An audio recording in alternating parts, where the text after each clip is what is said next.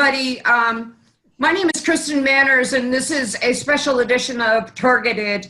And we are here today with Alex. He is a relatively new targeted individual. I'm also here with my co-host, B. I want to welcome Alex to the show. Thank you, Alex, for joining us. I know that this was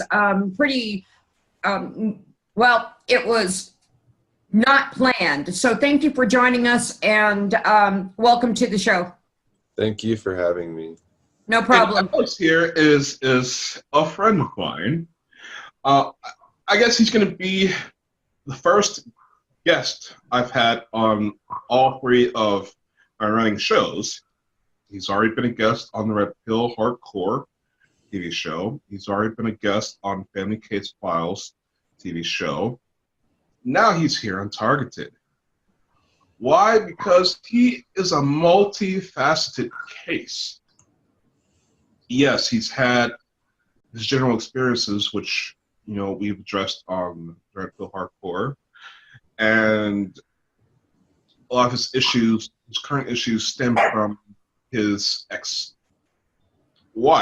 as he's going through a divorce, and which is why he appeared on Family Case Files.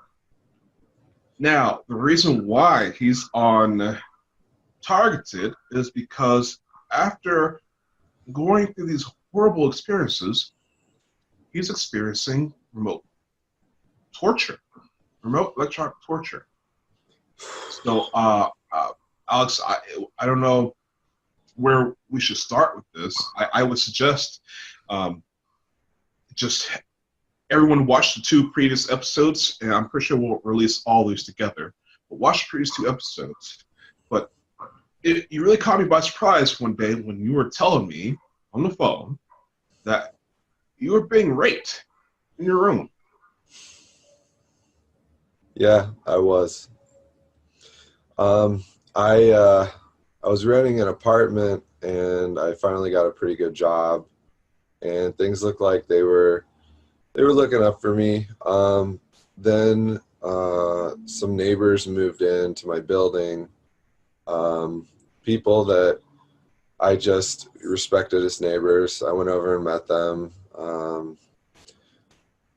A day or two after they moved in, things got a little weird. The behavior of my neighbors, who I've known for several months, personally, in fact, quite drastically. And then after their behavior changed, I learned later that that's called gaslighting. And then I was going to work. I started my work week, and I was waking up every morning with like a lot of heat and weird pressure in the front of my head. And then I thought I was just working too hard. You know, I don't think like, oh, I'm being shot in the head with like a directed energy weapon, but that's what was happening. So one night I went to sleep, and I had a very weird, the only way I can describe it as a practicing Hindu is an astral experience, and it was outright rape. It was very, very painful. After the rape, I woke up to like these weird implants like all over my body, like my heart, my thyroid. I'm a yogi. I do a lot of yoga. I'm a runner, so I know when something's wrong with my body. And there were just a bunch of these implants all over my body, and then they started hurting immediately whenever I would go into my apartment. And eventually, rather quickly, I got some healing, so they were all removed, although it cost a lot of,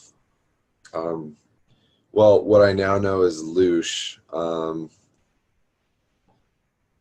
Or in yoga, we just call that life force, but apparently they were stealing my loosh, and I couldn't figure out why. I think a lot of it has to do with what I've been going through, but it was regardless, it was very painful. I couldn't get out of bed. If I can, use the scientific term, my genitals really hurt. My abdomen was totally destroyed, like just very painful. My pelvic floor muscle, my hips, and I think I probably should have gotten out earlier, but I've never experienced this before. I had employees from the local phone company knocking on my door asking to install internet when I already have internet. There was just a lot of really weird experiences like that prior to the rape and the implants, which were extremely painful. I can't believe people go through that, but this stuff is really real. And anyway, that was basically my experience. It was not pleasant.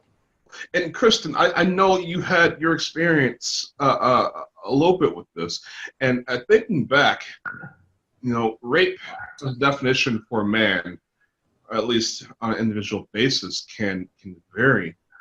I've never considered myself electronically raped. I mean, there's the mental rape when they do the remote neural monitoring and they do the endless synthetic telepathy.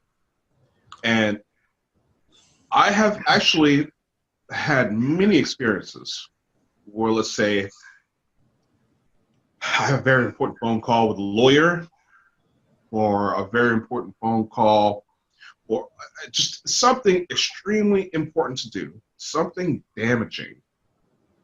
I go about doing it, and it's like all of a sudden my testicles are hurting. And I'm not talking like kicked and the balls hurting. I'm talking about virgin being teased by a hot number, groping, and walk away like blue balls to the 10th degree. Like you can't do anything. You can't walk. You can't. Sitting down hurts. Even I've had times where I've curled up into the fetal position, leaned against a wall, so that my testicles aren't touching anything, not even my own legs, and it's excruciating. Right before I have this important meeting, right before I have this important phone call, right before I'm extremely important interview. And I never actually thought of that as rape. That's really what it is. It is rape. Like, rape. Now, Kristen, you were gonna. I don't know if you want to talk about this again. I think it's been a while since we've spoken about this. Part of what I do, and part of being a targeted individual and having a guest like Alex on is, in my viewpoint, is to reassure somebody like Alex that he's not the individual on the planet that has gone through this. Not only was I gangbang raped, physically gangbang raped by 2 individuals at my residence, and they put a medication pack up my rectum. Tore my rectum and put a medication pack up my rectum. And then a female officer from my police department in my state would not take a rape kit. That's first. But after I spent a year and a month in a nursing home from having my back fractured by these people, they threw me down a flight of steps. I finally got out of the nursing home. And when I finally got into an apartment after this whole ordeal, my perpetrators lived right above my head. They tried to tunnel down through the unit above me to get to me. And I was getting electronically raped upwards of 15 to 30 times a day. And I've had multiple bladder reconstructions. And it hurt so bad that I would just lay there in tears and I would beg, please stop, you're hurting me. You're hurting me. And I would just lay there and cry, begging them to quit. And the more that I would beg them to quit, the harder they would rape me. And I had to figure out ways to stand up to get away from what they were doing. I had to figure out ways to stop what they were doing because they were just relentless. They would not stop. And at first, I didn't even realize that that is what was happening. I didn't realize it was possible. Once I realized what was going on, I was absolutely flabbergasted and shocked beyond my wildest comprehension. And literally, the more I begged, the harder they went at me. Now, I'm in a new place now. I'm actually in Castle Rock, Colorado now, but you know, it wasn't bad enough that they had me physically gangbang raped from behind while, you know, they drugged me and stepped on my back. That wasn't bad enough. You know, they had to finish me off by electronically raping me over and over and over again. So what I want to tell you, Alex, is there is nothing inaccurate whatsoever about what you're claiming and what you're saying. It's completely 100% true. And as far as being a man, I want to tell you that you have a lot of incredible courage to come on and talk about this, because rape isn't a subject that men have to talk about that often. And I'm really commending you as far as being a man and coming on a show like this and talking about a subject that's incredibly difficult for a man to talk about. And you have a lot of courage right now. And I'm very, very, very sorry that something like this has happened to you. I really am, because I have 100% knowledge over what this feels like and how bad it degrades your spirit. It's like a molestation of your soul. It really is. It really is. I was just sitting at my desk trying to, you know, process what happened. And, you know, being in yoga, I'm very comfortable with the human body. And so I can talk about these things, and that's, you know, it's fine. People get raped all the time. I mean, it doesn't make it right, but it happens.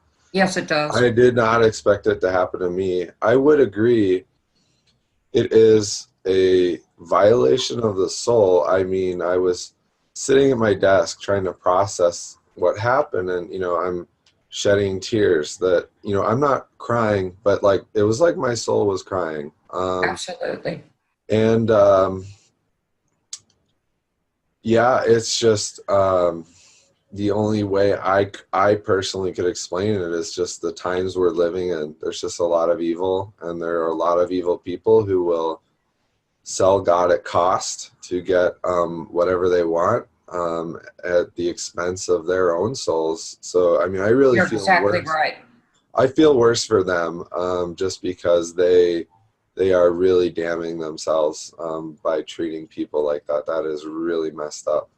Well, the way that I've explained it to other people is what we're witnessing now is a complete new form of mental illness in society like we have never seen before in my lifetime. We've never seen this in society in general. We've never seen a mental illness to this magnitude before in society ever. This is a horse of a different color, one that needs to be addressed to an extreme degree. However, it's not being addressed appropriately yet, but we're making strides to get this viewed as a serious problem.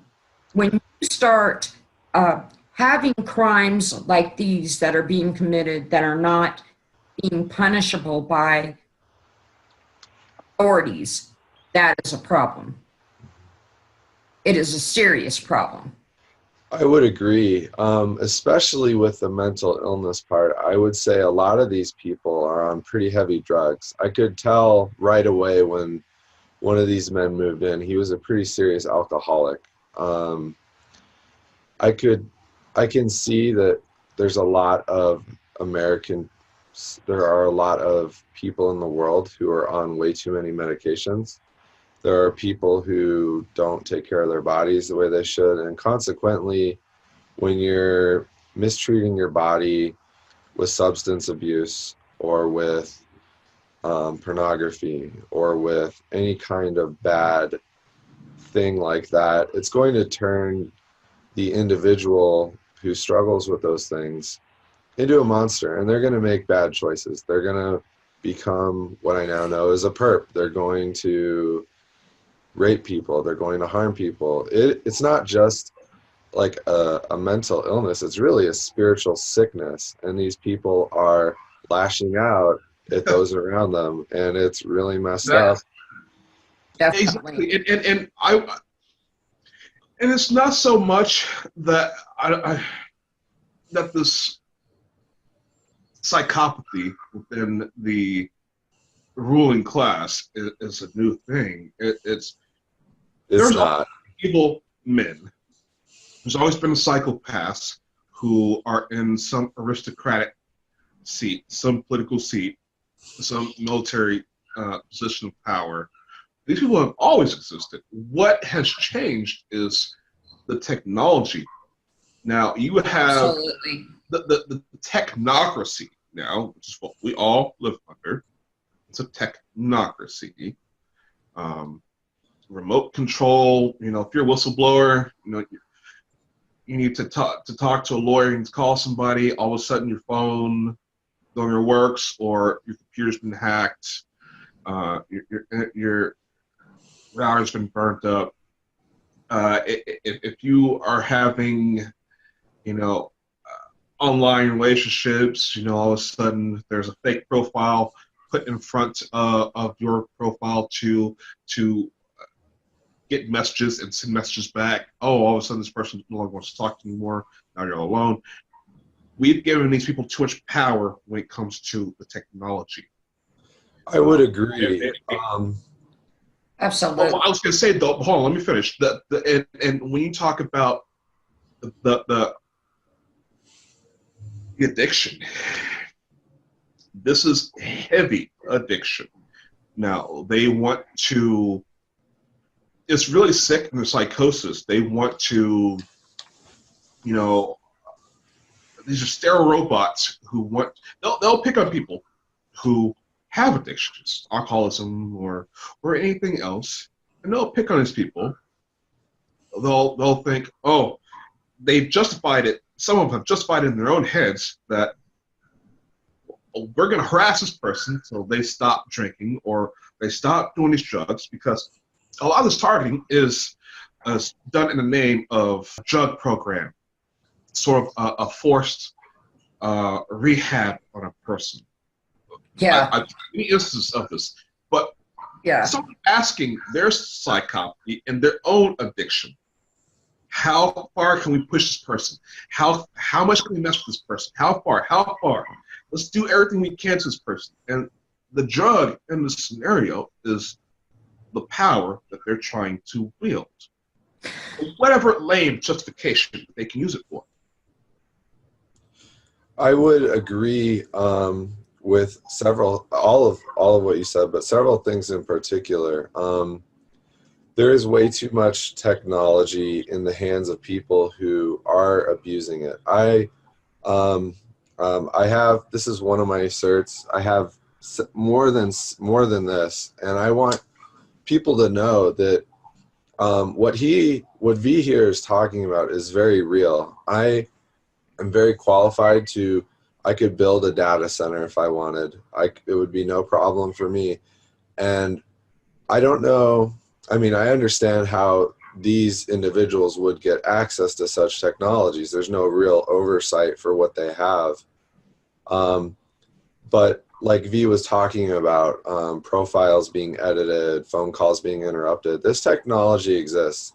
It's relatively easy to get a lot of this technology. But more specifically, these individuals, if they have the training, they're going to very easily be able to edit your texts on your phone, monitor your email, monitor your Facebook, monitor anything they want, change anything they want.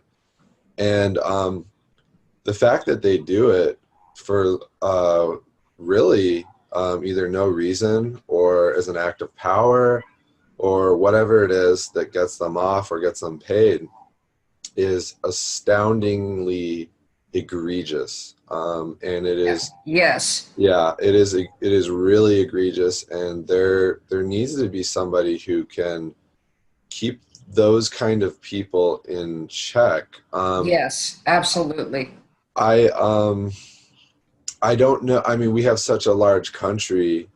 You would think that there would be some sort of extraordinary oversight for extraordinary technologies, but I guess there's not. And you're right. It's a problem that needs to be rectified. V. Well, and see that is, I think, the error in thinking here.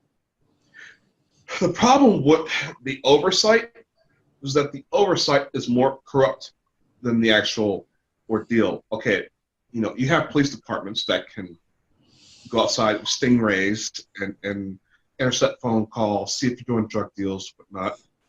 But even after that, you've got the NSA over them intercepting their police activity, condoning it, if not making it worse. If something goes awry, they can pick and choose their fall guy. Whatever officer does this and that. The higher you get up in the oversight, the more corrupt it is. We need undersight. We need people who are awake and aware and are from underneath, pull these people down from their positions of power and get them dealt with. That is the real thinking, in which that's the real way we should handle these things. But Alex, I want to go back to your experience, though, because you called me one day, speaking of this very subject, you called me one day because your phone calls were not getting through to the police. Yeah, that was a little scary. Oh, I've had that happen before. I'm a pretty good trap shoot. I used to go with my mom and my sisters and my ex-wife, and you never forget the sound of a charging handle. And I was in my apartment, and I was uploading a lot of, part of my experience was having my apartment burglarized and vandalized, and that was pretty awful because I had to pay for that, Anyway, as soon as I started downloading pictures and text records and things like that from these individuals, my former neighbors, I heard a lot of swearing, and then I heard a charging handle, and I was really scared. But being an IT operations specialist, I just unhooked my hard drives real quick, put it in a backpack, and I ran out the door. And I went over to my mother's house, which is not too far away, and I attempted to call the police because I thought I was going to get shot. And I made the call to the police, but the phone call was suddenly very much cut off. And then a subsequent phone call to friends was also cut off. That was really scary. My mother is getting older, so she couldn't really, deal with this really wild craziness that was going on. So I ended up just walking down to a hotel. I take the bus to work. I live in a place where I can take the bus to work. And as I was walking, I started getting chased by cars, specifically an SUV that made a big habit of following me. That was really scary. Hold on. But before you walked down the hotel, after your phone calls were getting dropped to the police, you were still able to call me. I was, but my phone call to you, remember, at least to my memory, was dropped. Like, it was also dropped after the call to the police was dropped. There is technology, although it's illegal now. Like, there's military phone jammers. I'm sure they have access to nice ones. They have like a 5-mile range. There's really small ones you used to be able to get on eBay. They're very illegal now. It's like a felony, but I'm sure they have access to these things. I don't mean to get ahead of myself. It's just reliving the experience. There was a lot of adrenaline. I was like ankle deep in snow, and I'm wearing like beach shorts, because I'm like, I did not expect to wake up that morning. run, I'm a long distance runner, so I basically hiked 30 miles in ankle deep snow down to a hotel and then a homeless shelter. It was awful. I would definitely be dead if it wasn't for me taking care of my body. And I can't imagine what a lot of people go through who are targeted, who have children or spouses who are at risk of being in danger. God bless you people. I am so sorry this happens to you. The only thing I can say is that I want to help in some way, because it's so wrong on so many levels, and I can see how and why it would happen. But as V was saying, it is a grassroots movement. The individual, the common man, really needs to take a stand against this in any form. And there are ways we can do it. I think that, for starters, voting for politicians who are good people, not condoning secret societies, even on a low level, like Freemasonry, anything like that. I think that time has passed. People don't need that anymore. For those who are very spiritual or spiritual at all, you can tell there's a lot of change going on in the world. Some call it an awakening. I would say that there's 10 administrations of this, I guess it's gang stalking, it needs to end. There's just no room for it. There's no room for secret societies. And V's right. It starts with the individual, the common man, who really doesn't have a lot of power. Where are you located, Alex? I'm located in Wisconsin right now. Okay, so you're on basically your East Coast. No, Wisconsin is Midwest, but it is Midwest, but you're not in California, is what I was saying, because the TI rally is coming up in Sacramento in April. Oh, well, I do have to move pretty soon, and I wouldn't mind going to such an event. I'm pretty knowledgeable on a lot of things. My family is not, for those who know me, my family is, they have a little bit of reptilian blood in them, unfortunately. Yeah. But I have a pure heart, and that's why, I don't do those things. So What do you think prompted your targeting? What do you think happened? Am I allowed to talk about that, V? Should I give my... Well, considering your court case is not over yet, I think we should actually fast forward even beyond that, because Alex, you and I have been friends for many years. 7 going on 8, about 8 years now. Yeah. But when we first met, no, I think longer than that. It's been about 9 years, closer to 9 years. When we first met online, because it's no secret to the world, I'm a video gamer. We both met on Steam, playing some violent video game. Yeah. I remember you did say that. Oh, I think it was like being a gamer. Yeah. Oh, yeah. Not as much anymore, but I did. There was a time. Well, and it was around that time period you were asking me about the military. Oh, should I join the military? And I told you my experience and how that's the worst thing a person can do with their life. I would agree. Me being military and all. Yeah, and so I sort of gave him the breakdown and of all that. But at that time period, you were telling me how you were trying to pick up your life because of the traumatic experiences that you've had. And I don't know if you want to talk about this, but sure. At this point in time, you're telling me symptoms of what all target individuals have that I didn't pick up on until I became a target individual, maybe 5 years later.